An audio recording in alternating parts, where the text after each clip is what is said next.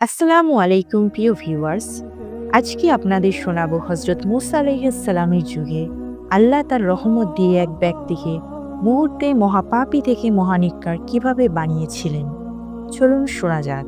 হজরত মুসা আলাইহিস সালাম একদিন আল্লাহর কাছে জিজ্ঞাসা করলেন, হে প্রভু, আমার অনুসারীদের মধ্যে কে সবচেয়ে বড় পাপী?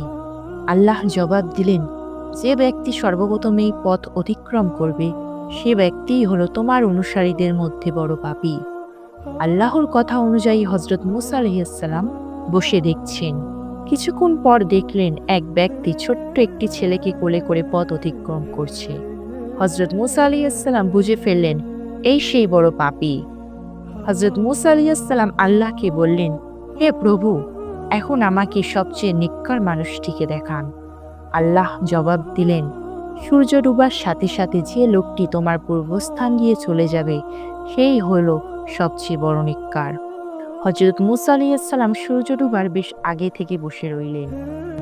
যেই সূর্য ডুবছিল দেখলেন সকালে ওই ব্যক্তি ছোট ছেলেকে কোলে করে ফিরে যাচ্ছে। হযরত মুসা আলাইহিস সালাম হতভম্ব হয়ে আল্লাহকে জিজ্ঞাসা করলেন, প্রভু, একই ব্যক্তি মহাপাপী আবার মহানেককার।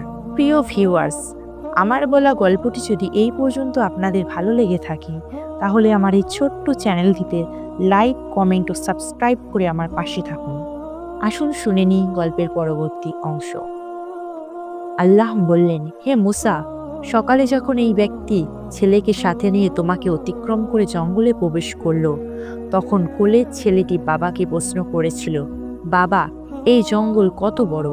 বাবা উত্তরে বলেছিল, অনেক বড়।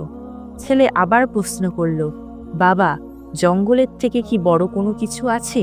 তখন বাবা বলেছিল, হ্যাঁ বাবা, ওই পাহাড়গুলো জঙ্গলের থেকেও বড়। ছেলে পুনরায় প্রশ্ন করল, পাহাড়ের থেকে কি বড় কিছু আছে? বাবা বলল, আছে, এই আকাশ। ছেলে আবার প্রশ্ন করল, আকাশের থেকে কি বড় কিছু আছে?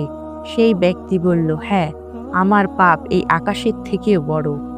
ছেলে বাবার এই উত্তর শুনে বলল, বাবা, তোমার পাপের থেকে বড় কি কোনো কিছু নেই?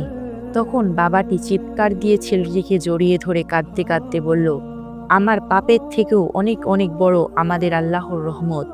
হে মুসা, এই ব্যক্তির পাপের অনুভূতি ও অনুশোচনা আমারে এতটাই পছন্দ হয়েছে যে সবচেয়ে পাপী ব্যক্তিকে সবচেয়ে নিক্কার ব্যক্তি বানিয়ে দিয়েছি। মনে রেখো, আমার শাস্তির হাতের থেকে ক্ষমার হাত বহুগুণ বড়।